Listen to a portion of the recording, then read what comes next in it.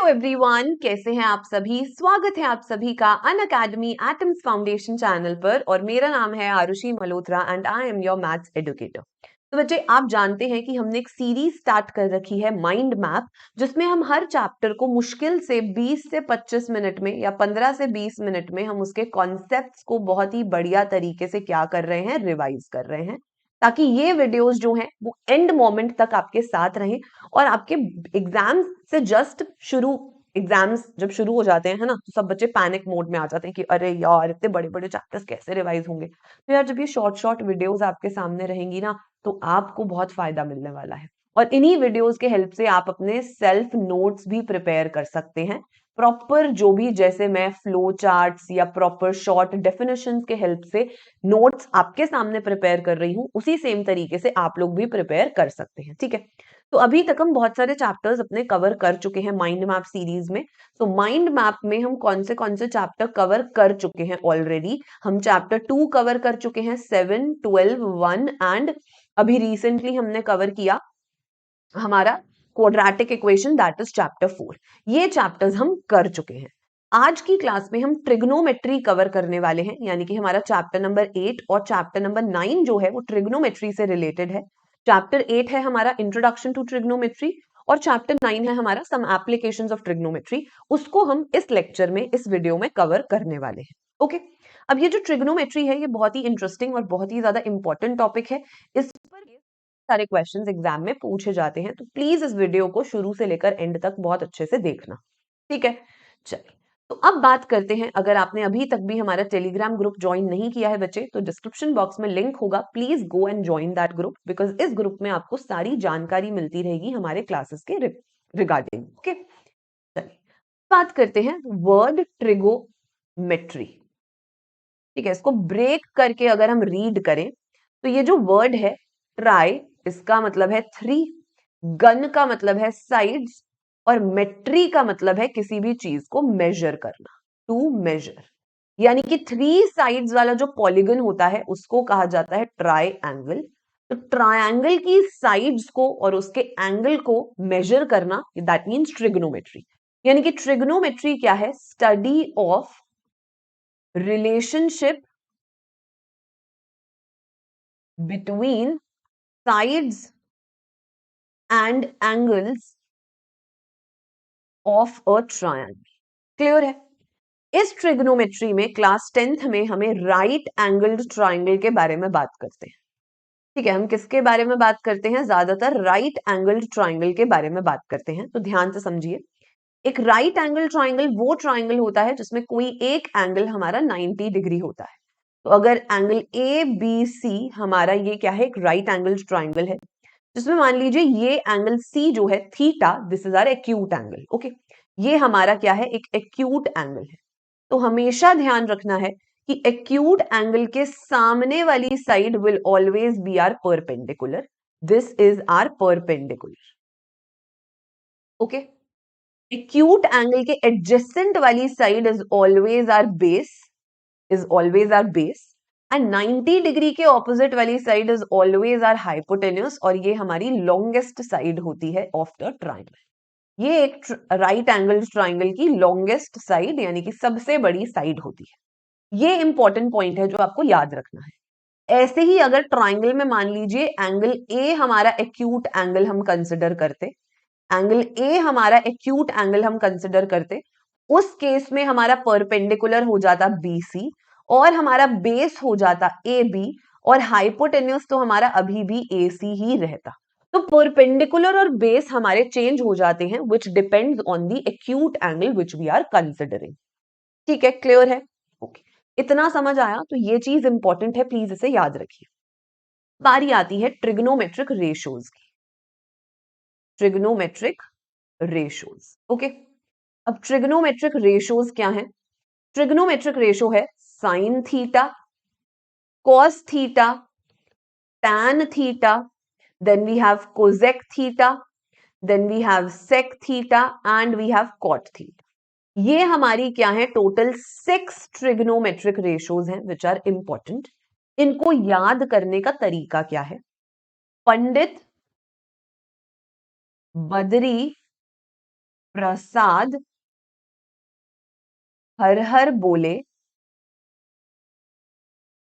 सोना चांदी तोले। ठीक है, ये हमारा क्या है, तरीका है याद करने का। कैसे याद करना है, देखिए, पंडित बद्री प्रसाद हर हर बोले सोना चांदी तोले।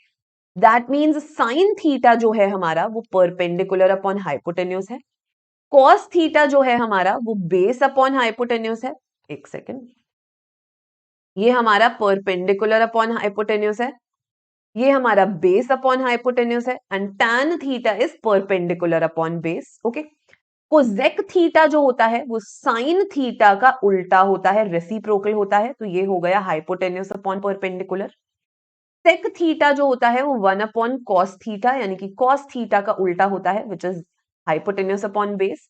एंड कॉट थीटा जो होता है वो tan थीटा का उल्टा रेसिप्रोकल होता है, that is base upon perpendicular. अगर आपको ये याद हो गया तो बहुत आराम से आपको ये सारी ट्रिग्नोमेट्रिक रेशियोज याद हो गई। क्लियर? सो पंडित बद्री प्रसाद हर हर बोले सोना चांदी तोले। Okay, cosec theta is reciprocal of sine theta, sec theta is reciprocal of cos theta and cot theta is reciprocal of tan theta। बहुत सारे स्टूडेंट्स के मन में कंफ्यूजन रहता है कि मैम साइन थीटा का क्या मतलब साइन मल्टीप्लाइड बाय थीटा है। जैसे अगर मैं एक्स वाई लिख रही हूं तो इसका मतलब एक्स इंटू वाई होता है, बिल्कुल, बहुत बढ़िया, लेकिन इसका ये मतलब बिल्कुल भी नहीं होता है, ये गलत है। ठीक है, साइन का अपना कोई वजूद नहीं है। ये जो साइन वर्ड है, ये कॉस है, ये टैन है, ये अपने आप में कुछ नहीं है। जब तक ये एंगल के संपर्क में नहीं आते हैं ये रेशोज बन जाते हैं। ये क्या बन जाते हैं, रेशोज बन जाते हैं। ठीक है, यानी कि परपेंडिकुलर अपॉन हाइपोटेन्यूज को मैंने एक नाम दे दिया साइन थीटा। जैसे मैं जैसे ही पैदा हुई, एक इंसान पैदा होता है, उसको एक नाम दे दिया जाता है, गुड़िया, गुड्डू, ऐसे प्यार से उसके पेरेंट्स नाम बुलाते हैं, है ना। जैसे मेरा नाम रखा आरुषि, आपका नाम रखा रोहन, रोहित, है ना। So that means P upon H, ये एक रेशो है, इसका एक नाम दे दिया sine theta. B upon H, this is a trigonometric ratio, इसका नाम दे दिया cos theta. Clear? So these are all ratios. इसका ये मतलब नहीं है कि tan theta, that means tan is being multiplied by theta, no. इसका मतलब है ये tan थीटा है, trigonometric ratio which means perpendicular upon base. Okay, अच्छा, तो अगर हम बात करें सपोज साइन स्क्वायर थीटा, इसका मतलब क्या है कि साइन का स्क्वायर किया और मल्टीप्लाई कर दिया थीटा से, क्या इसका मतलब ये है? नहीं, इसका मतलब ये भी नहीं है, ये गलत है। इसका मतलब ये नहीं है, इसका मतलब है साइन स्क्वायर थीटा का मतलब है कि साइन थीटा का स्क्वायर। ऐसे ही अगर साइन क्यूब थीटा लिखा है तो साइन थीटा का क्यूब, ये इसका असली मतलब है। क्लियर है? ठीक है, अब हमें बात करनी है trigonometric ratios of some specific angle. Trigonometric ratios of some specific angle. ये टेबल मैं रटवाऊंगी नहीं, प्लीज, मैं रटवाऊंगी नहीं, ध्यान से सुनना। आप ये टेबल खुद से बना सकते हो कि tan 30 डिग्री क्या है, साइन 30 डिग्री क्या है, cos 45 डिग्री क्या है। रटनी नहीं है, समझ समझ के काम करेंगे। यहां पर लिखेंगे थीटा एंगल, ठीक है, फिर उसके बाद यहां पर लिखेंगे sine theta, then we are going to write cos theta, then we are going to write tan theta। ठीक है, और tan थीटा होता है हमारे पास sine theta upon cos theta. ठीक है, साइन थीटा आ गया, कॉस थीटा आ गया, tan थीटा आ गया, तो बहुत आराम से कोसेक थीटा आ जाएगा, क्योंकि वो साइन थीटा का उल्टा होता है। कॉस थीटा अगर आ गया तो उसकी मदद से सेक थीटा आ जाएगा, क्योंकि sec theta is equal to 1 upon cos theta. Cot theta होता है 1 अपॉन टैन थीटा। तो अगर आपको कोई भी एक ट्रिग्नोमेट्रिक रेशो पता है तो उसके हेल्प से आप सारी ट्रिग्नोमेट्रिक रेशोज निकाल सकते हैं। तो हमारे एंगल्स क्या क्या देखने हैं हमें? 0 डिग्री, ठीक है, फिर हमें देखना है 30 डिग्री, फिर हमें देखना है 45 डिग्री, फिर हमें देखना है 60 डिग्री, और फिर उसके बाद हमें देखना है 90 डिग्री। क्लियर है? ये एंगल्स के बारे में हमें बात करनी है। अब आप क्या करेंगे, 0 से काउंटिंग स्टार्ट करिए, 0 1 2 3 एंड 4। फिर से 4 से डिवाइड कर दीजिए, 4 से सभी को डिवाइड कर दीजिए। ओके, उसके बाद अब क्या ले लीजिए, स्क्वायर रूट ले लीजिए। उसके बाद आपने क्या ले लिया, स्क्वायर रूट ले लिया। तो यहां पे आ गया 0, यहां पे आ गया 1/2, ठीक है, 1/2, ये हो गया हमारा 1/√2, ये हो गया √3/2 और ये हो गया 1। तो यानी कि sine 0 degree is 0, sine 30 degree is 1/2, sine 45 degree is 1/√2, sine 60 degree is √3/2 and sine 90 degree is 1। Okay, cos theta क्या हो जाएगा, इसी टेबल को उल्टा लिख दो, 1 √3/2, 1/√2, 1/2 एंड 0, टेबल को उल्टा लिख। Now tan theta will be sin theta upon cos theta. So 0 upon 1 which is 0. 1 upon 2 divided by √3/2. तो वो हो जाएगा 1 upon √3. ठीक है, 1 upon 2 divided by 1 upon √2 that is 1. √3/2 upon 1/2 that is √3. And यहाँ पर देखिए 1 upon 0, 1 upon 0. 0 को किसी भी नंबर से डिवाइड करेंगे, 0 को किसी भी नंबर से डिवाइड करते हैं आंसर 0 आता है, लेकिन किसी भी नंबर को 0 से डिवाइड करते हैं तो वो हमेशा नॉट डिफाइंड होता है। तो this is not defined, this is not defined. Clear है? तो ऐसे ही अगर कोई इंसान आपसे पूछे कि बच्चे कोजेक 60 डिग्री क्या होगा, कोजेक 60 डिग्री क्या होगा, साइन 60 डिग्री का उल्टा विच इज 2/√3, विच इज 2/√3। तो यानी कि बस आपको साइन थीटा, कॉस थीटा और टैन थीटा पता होना चाहिए। इन तीनों के हेल्प से आप बाकी के 3 ट्रिग्नोमेट्रिक रेशियोज बहुत इजीली निकाल सकते हैं। ठीक है, इजी पीजी, कोई दिक्कत नहीं है हमें, है ना? यहां तक समझ आया सभी को? ओके, अब हमें बात करनी है ट्रिग्नोमेट्रिक आइडेंटिटीज की। ट्रिग्नोमेट्रिक आइडेंटिटीज के बारे में बात करनी है हमारे पास। मैं सबसे पहले आइडेंटिटीज लिख रही हूं। सबसे पहली आइडेंटिटी देखिए, sine square theta plus cos square theta is 1। Second identity है sec square theta minus tan square theta is 1। Then third identity है cosec square theta minus cot square theta is 1। अब इन identities को याद कैसे करना है देखिए, प्लीज बुरा मत मानना इस चीज का। इंडिया में बहुत सारे बच्चे कास्ट सिस्टम है ना? कुछ भी बुरा नहीं है यार, कोई एससी है, कोई एसटी है, कोई जनरल कैटेगरी से है, कोई ओबीसी है ना? तो प्लीज इस बात का प्लीज ऑफेंसिव वे में मत लेना, लेकिन याद करने का एक तरीका है कि इंडिया में जो बहुत सारी कास्ट हैं तो उसमें एससी और एसटी होता है ना? SC ST, right? तो एससी एसटी ऐसे याद करो, sine square theta plus cos square theta is 1, sec square theta minus tan square theta is 1। Sec square theta से निकलकर आया कोजेक स्क्वायर थीटा, को आ गया है ना? सेक के आगे बस को आ गया, टैन के आगे यहाँ पे को आ गया, राइट? बिकॉज टैन की फुल फॉर्म होती है टेंजेंट और कॉट की फुल फॉर्म होती है कोटेंजेंट। क्लियर है? इजी। तो यहां पर हो गया कॉट स्क्वायर थीटा -1। तो ये सारी आइडेंटिटीज आप ऐसे याद कर सकते हो।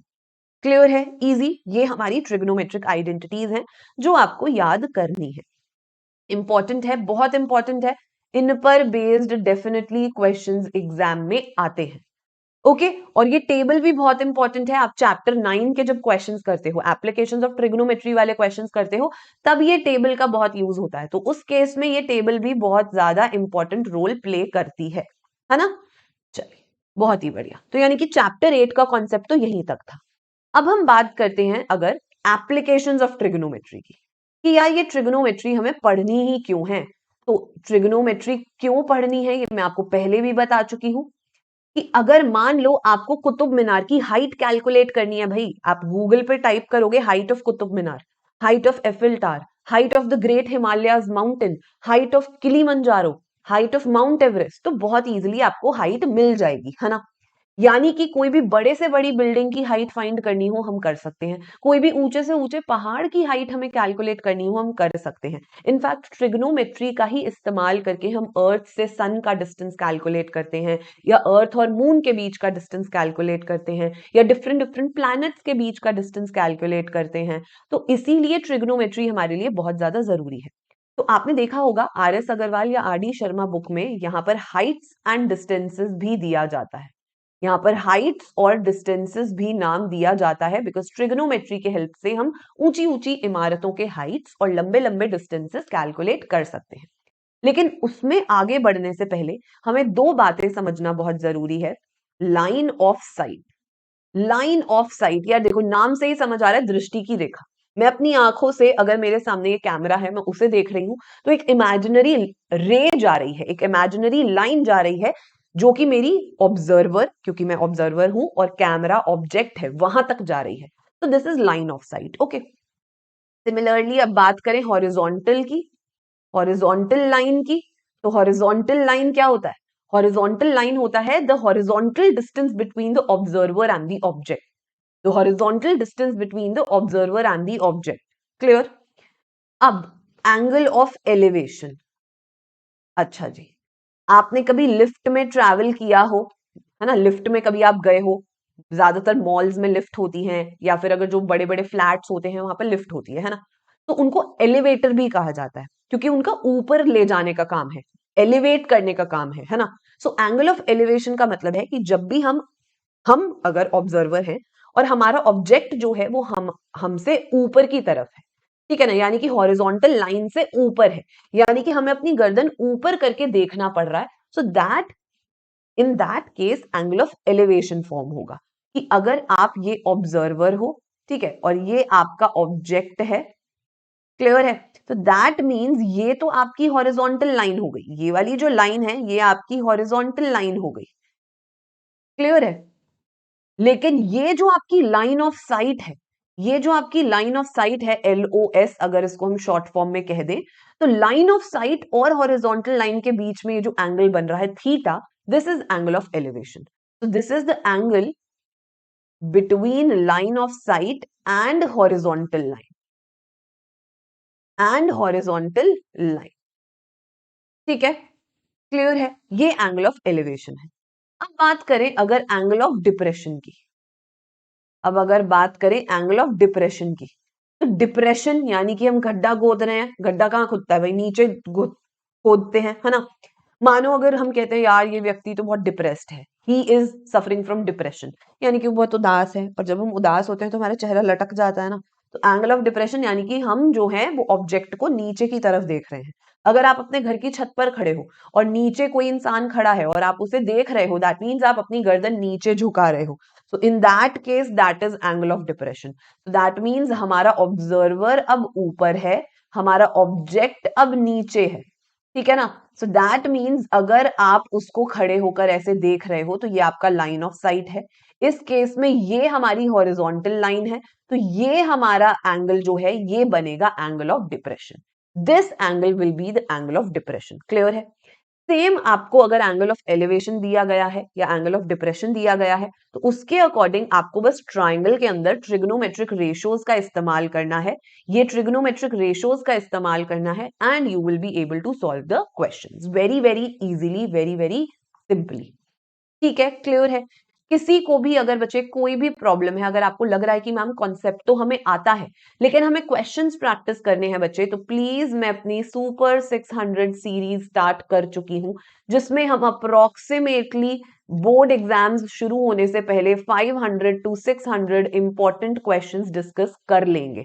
तो अभी तक हमने ढेर सारे इसके लेक्चर्स कर लिए हैं, तो अगर आपने वो लेक्चर्स नहीं देखे हैं तो कभी भी आप किसी भी वक्त वो रिकॉर्डेड देख सकते हैं। बट मेरा एडवाइस यही रहेगा कि प्लीज जो लाइव सेशंस होते हैं आप उनको लाइव ही देखा करें, सो दैट अगर आपके कोई बीच में, सेशन के बीच में अगर कोई डाउट आते हैं, कोई प्रॉब्लम आती है, तो वो मैं विद इन द सेशन तुरंत क्लियर कर पाऊं, ठीक है? क्योंकि बाद में अगर आप देखोगे तो यार बाद में तो फिर क्लियर करने में प्रॉब्लम होगी ना, और फिर कभी किसी संडे को या कभी किसी दिन हम कोई डाउट सेशन रखेंगे और बाय चांस मान लो वो सेशन भी आपने मिस कर दिया, तो फिर तो आपका डाउट कभी क्लियर ही नहीं होगा। सो इट्स बेटर कि टाइम निकालो अपनी पढ़ाई के लिए और लाइव सेशंस अटेंड करो। हाँ, बट कभी कभी अगर आप नहीं कर पाते हो तो रिकॉर्डेड सेशंस चैनल पर अवेलेबल रहते हैं, आपको कभी भी किसी भी वक्त देख सकते हो, ठीक है? चलिए, तो इसी के साथ साथ बच्चे आज का सेशन यहीं पर फिनिश होता है, और अगर अभी तक आपने अनअकैडमी ऐप इंस्टॉल नहीं किया है तो आप कर सकते हैं, बहुत यार मुफ्त है ऐप इंस्टॉल करना, सब कुछ एकदम फ्री है, बढ़िया तरीके से अपने फ्रेंड्स के साथ बैटल कर सकते हैं, वन ऑन वन कॉम्पिटिशन कर सकते हैं और अपने बोर्ड एग्जाम्स की प्रिपरेशन को एकदम बढ़िया कर सकते हैं। तो भाई अनअकैडमी है, so obviously you will crack all the exams, है ना? चलो, तो इसी के साथ-साथ अगर आपके कोई भी बड़े बहन-भाई जो कि नीट यूजी या आईआईटी जेईई के लिए प्रिपेयर करना चाहते हैं और उन्हें प्रॉपर गाइडेंस चाहिए फ्रॉम द टॉप एडुकेटर्स, तो वो हमारे अनअकैडमी सेंटर को जॉइन कर सकते हैं, जो कि इंदौर में अभी-अभी नया खुला है और ये हमारा उसका एड्रेस है, प्लस ये कॉन्टैक्ट नंबर है जिसके थ्रू वो हमें कॉन्टैक्ट कर सकते हैं।